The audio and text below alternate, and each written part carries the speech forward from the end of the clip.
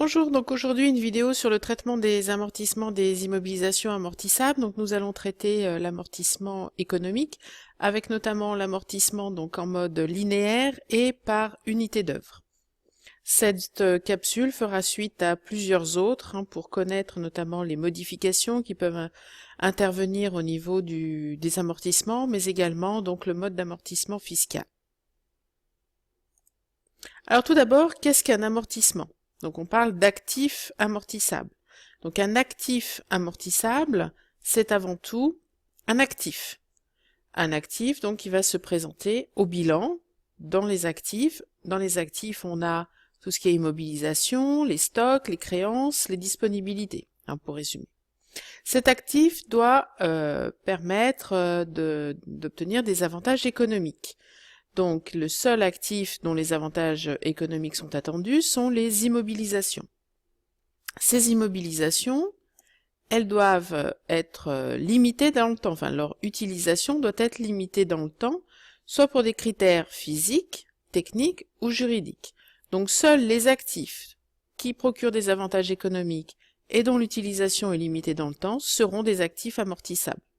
Donc on enlève tout ce qui est notamment terrain, puisqu'il n'y a pas d'usure physique, technique ou juridique. Même chose pour les fonds de commerce. Alors, sur quelle base nous allons amortir le bien? Donc, selon le plan comptable général, le montant amortissable d'un actif, c'est sa valeur brute, sa valeur d'acquisition, son coût d'acquisition, que vous avez dû aborder dans le chapitre sur les immobilisations, auquel on enlève la valeur résiduelle. Donc ça, très important, le montant amortissable ou la base amortissable, ça va donc être le coût d'acquisition moins la valeur résiduelle. Le point de départ de l'amortissement.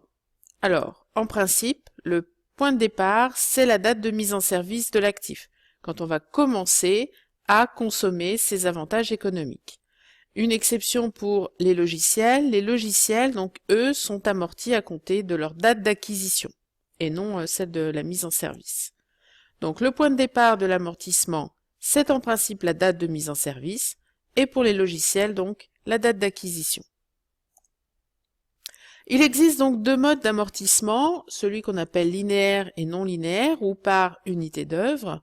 Donc, le mode linéaire, c'est celui qui dépend du temps. On va amortir de manière identique le bien sur une certaine durée, alors que le non linéaire, c'est un mode d'amortissement qui se fait en fonction donc de la consommation des avantages économiques. Donc par exemple, pour une machine, le nombre de pièces qu'elle peut traiter. Pour un véhicule, le nombre de kilomètres. On va comparer le nombre de kilomètres qu'elle a réalisé notamment la première année par rapport à son potentiel. Comme il y a deux modes d'amortissement, si rien n'est précisé, on choisit à défaut donc le mode linéaire.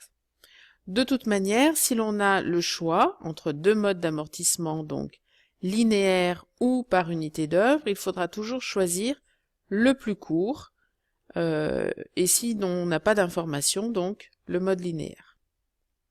Donc il faut toujours choisir le mode d'amortissement qui traduit le mieux la consommation des avantages économiques du bien. Donc comme on l'a dit, s'il n'y a rien de mentionné, à défaut, on applique le mode d'amortissement linéaire, et on applique, si on a le choix, le mode d'amortissement le plus court. Alors commençons par une première immobilisation, donc une chaudière qui est mise en service le 1er avril, acquise le 15 mars, d'une valeur brute de 11 000 €, avec une valeur résiduelle de 1 000 € qu'on prévoit d'utiliser donc sur 5 ans. On va donc avoir le plan d'amortissement qui va traduire la consommation donc des avantages économiques du bien. Donc on reporte en haut donc les informations qui concernent l'immobilisation et qui vont nous être utiles pour calculer le plan.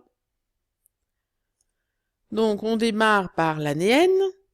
La base, donc on a dit qu'il s'agissait du coût d'acquisition moins la valeur résiduelle. Le taux linéaire, donc on prévoit d'utiliser notre bien 5 ans. Donc chaque année, il va perdre 1/5 de sa valeur. 1/5, ça représente donc 0,2, donc 20% chaque année. Donc pour trouver le taux linéaire, le plus simple est de faire 1 divisé par la durée. Le calcul de l'amortissement. Donc le calcul de l'amortissement, c'est donc la base fois le taux. Mais comme la première année, la chaudière a été mise en service donc le 1er avril, il va falloir déterminer le nombre de jours d'utilisation par rapport à une année comptable qui est toujours de 360 jours, 12 mois de 30 jours. Donc pour la première annuité, il faut bien toujours partir de la date de mise en service et compter le nombre de jours jusqu'à la fin de l'exercice pour connaître donc l'utilisation du bien. On a donc un amortissement de 1500. Pour l'instant, il n'y a qu'une seule année, donc au cumul, il n'y a que 1500.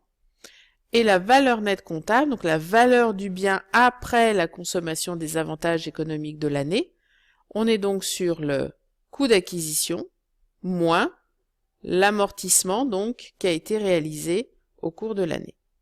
Donc notre chaudière, a une valeur nette comptable après l'amortissement de 9500. L'année N+1, donc, on a toujours notre même base de calcul, c'est toujours sur 5 ans, donc toujours le même taux linéaire. Par contre, cette fois, nous n'avons pas, l'utilisation est de 360 jours sur 360. Donc on n'a que base fois taux, puisque 360 divisé par 360, ça va nous faire 1, donc c'est comme si il n'y avait rien. Donc une année complète, c'est la base fois le taux. Ce qui nous fait donc un amortissement de 2000.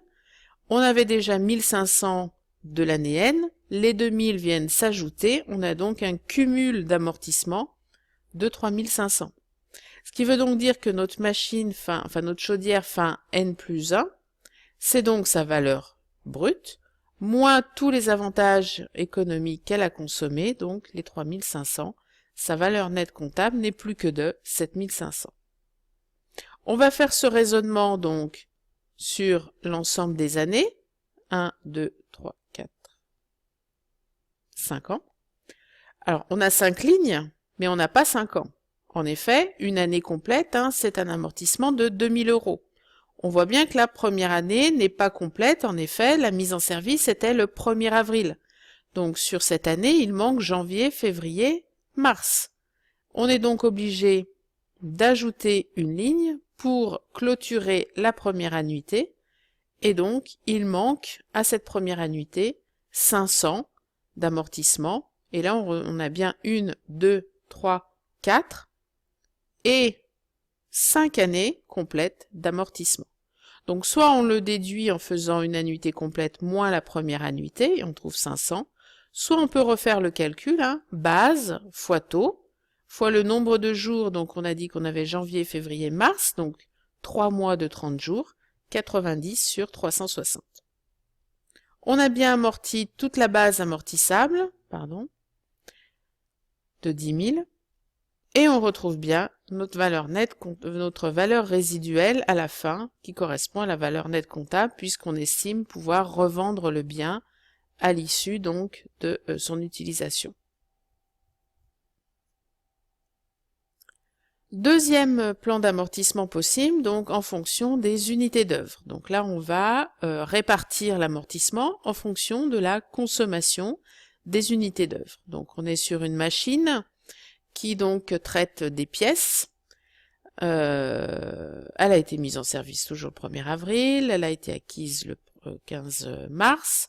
Sa valeur brute est de 12 800 € et sa valeur résiduelle est non significative à la fin de l'utilisation, pour une durée de 5 ans. On nous dit que cette machine a une capacité à traiter sur l'ensemble de sa durée de vie de 100 000 pièces, qu'elle traite donc régulièrement 21 250 pièces par an, sauf la première année où elle n'a traité que 15 000 pièces puisqu'elle a été mise en service en cours d'année. Donc on va retrouver notre plan d'amortissement avec les informations donc qui nous sont utiles. On a donc la première année, la base ne change pas, c'est toujours le coût d'acquisition moins la valeur résiduelle, mais ici la valeur résiduelle est de 0. On sait qu'au cours de la première année, cette machine va faire 15 000 pièces, que cette machine, donc, au cours de l'année N, a fait 15 000 pièces sur un total de 100 000 qui est prévu. Donc pour l'année N, sa consommation des avantages économiques, donc son amortissement, est de 1920. Pour l'instant, donc, on n'a qu'une seule année. La valeur nette comptable, c'est toujours le coût d'acquisition moins l'amortissement. On est donc à 10 880. La valeur nette comptable de notre machine à l'issue de la première année est donc de 10 880. L'année N+1, on a le même raisonnement, mais cette fois pour 21 250 pièces. C'est 21 250 pièces, donc, sur le total qu'elle est capable de réaliser. On a donc un amortissement de 2 720 qui s'ajoute à l'année N, et donc notre valeur nette comptable continue de diminuer puisqu'on a eu un nouvel amortissement. On va faire le même raisonnement donc pour chaque année. Donc là, il n'y a pas de reliquat, on est bien sur 5 lignes, 5 années, 5 lignes. Notre première année a été prise en compte en fonction du nombre de pièces, et le reste des pièces a été réparti sur les 5 ans. Donc on a bien au total 15 000 plus 4 fois 21 250, on a bien les 100 000 pièces qui étaient estimées au départ.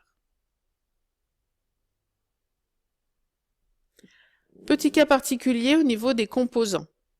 Vous avez vu que lorsqu'on faisait l'acquisition d'une immobilisation dont on estimait qu'il pouvait être décomposable puisque certains éléments de l'immobilisation avaient des durées de vie différentes. Donc à partir du moment où on a donc une immobilisation avec des composants qui ont des durées de vie donc différentes, il va falloir réaliser un plan d'amortissement par composant, de manière linéaire, on vous le précisera, ou bien par unité d'œuvre. Voilà, entraînez-vous, faites des calculs de plan d'amortissement, vous verrez, ce mode d'amortissement linéaire ou par unité d'œuvre est très simple. Bon courage!